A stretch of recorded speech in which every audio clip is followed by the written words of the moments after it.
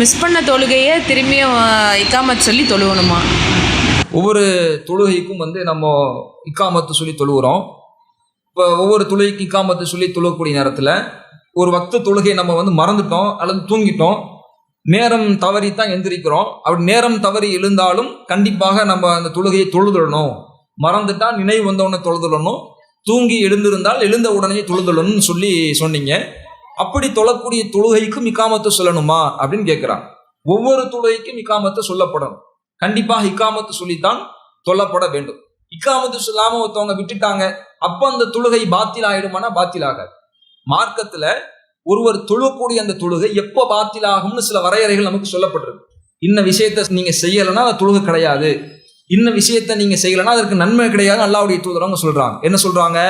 லாசலாத்த லிமல்லம் எத்தவல்லா, யார் ஒழு செய்யாம தொழுதுட்டாங்களோ அவங்களுக்கு அந்த தொழுகை சேராது. நான் ஒழு செய்யல, தொழுதுட்டேன், அப்புறமா ஞாபகம் வருதா ஒழு செய்யாம தொழுதுட்டோமே, அப்போ அந்த தொழுகை சேராது. போய் ஒழு செஞ்சு திரும்ப அந்த தொழுகை தொழுகணும். அதே மாதிரி லாசலாத்து லிமல்லம் எக்ரா பி ஃபாத்திஹத்தில் கிதாப், யார் சூரத்துல் ஃபாத்தியாவை ஓதாம தொழுதாங்களோ அவருக்கு அந்த தொழுகை சேராதுங்கிறாங்க. இப்போ நான் தொழுகையில ஃபாத்தியா சூரா விட்டுட்டேன், தொழுது முடிச்சாலும் ஞாபகம் வருது சூரத்துல் ஃபாத்தியா ஓதலையே, அப்போ அந்த தொழுகை சேராது, திருப்பி தொழுதாகும்.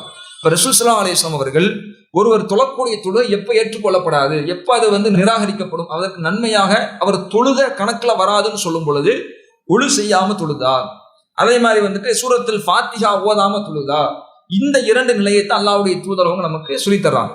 இந்த இரண்டு நிலை அல்லாத வேறு நிலையில நம்ம பாங்கு சொல்ல மறந்துட்டோம், இக்காமத்து சொல்ல மறந்துட்டோம், டைரக்டா தொழுகையில் அல்லாஹ் அக்பர்னு தக்பீர் சொல்லி தொழுதுட்டோம்னு சொன்னா அந்த தொழுகை பாத்திலாகாது, அது தொழுத நன்மை நமக்கு கிடைக்கும். அதே நேரத்துல நம்ம தவற விட்ட தொழுகை, தூங்கி எழுந்து தொழக்கூடிய தொழுகை, நம்ம மறந்ததுக்கு அப்புறம் நினைவு வந்ததுக்கு அப்புறம் தொழக்கூடிய தொழுகை, அந்த தொழுகைக்கு இக்காமத்து சொல்லணும்னா கண்டிப்பா சொல்லணும். ஏன்னா அல்லாஹ்வுடைய தூதரவங்க ஒவ்வொரு தொழுகைக்கும் இக்காமத்துன்னு சொல்லிட்டாங்க. ஒவ்வொரு தொழுகைக்கும் இக்காமத்துனா அதுல இல்ல தூங்கி எந்திரிச்சு தொழுகிற விதிவிலக்கு, மறதிக்கு அப்புறம் நினைவு வந்து தொழுகிற தொழுகை விதிவிலக்குன்னா அதை ரசூலா சொல்லியிருக்கணும். ரசூல்லா அப்படி விதிவிலக்காக நமக்கு சொல்லலங்கும் பொழுது அந்த ஒவ்வொரு தொழுகை என்பதுல இந்த தொழுகை மடங்கும். நம்ம மறதியா விட்டுட்டு தொழக்கூடிய தொழுகை மடங்கும், மனித பலவீனங்களால் அசந்து தூங்கினதுக்கு அப்புறம் நம்ம முழிச்சு தொழக்கூடிய தொழுகை மடங்கும் என்ற காரணத்தினால் அந்த தொழுகைகளுக்கும் கண்டிப்பாக இக்காமத்து சொல்லப்பட்டு தான் தொழுகணும். அந்த இக்காமத்தே ஒருவருக்கு மறந்துட்டாரு, கவனக்குறைவுல விட்டுட்டாருன்னா அது தொழுகை பாத்திலாகும், தொழுகை சேராது அப்படிங்கிறது கிடையாது. இஸ்லாம் மற்றும் சமுதாய செய்திகளை அறிந்து கொள்ள தமிழ்நாடு தௌஹீத் ஜமாஅத் யூடியூப் பக்கத்தை உடனடியாக சப்ஸ்கிரைப் செய்து கொள்ளுங்கள். மேலும் பெல் பட்டனையும் கிளிக் செய்து கொள்ளுங்கள்.